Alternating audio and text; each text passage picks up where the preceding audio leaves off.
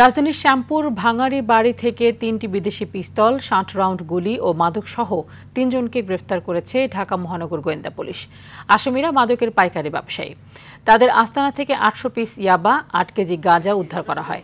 সকালে রাজধানীর Minto road DMB media সেন্টারে সংবাদ সম্মেলনে এসব তথ্য জানান ডিবির রমনা জোনের ডিসি মোহাম্মদ আমির খসরু। বলেন, মাদক ব্যবসার সাম্রাজ্য টিকিয়ে রাখতে অস্ত্র ব্যবহার করে আসামিরা।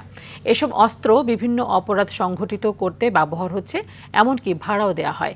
ডিবি পুলিশ বলছে, তদন্ত করে দেখা হবে ৫ আগস্টের পর পুলিশের লুট হওয়া অস্ত্র এর মধ্যে আছে কিনা। আসামিদের নামে এর আগেও অস্ত্র মাদক মামলা আছে।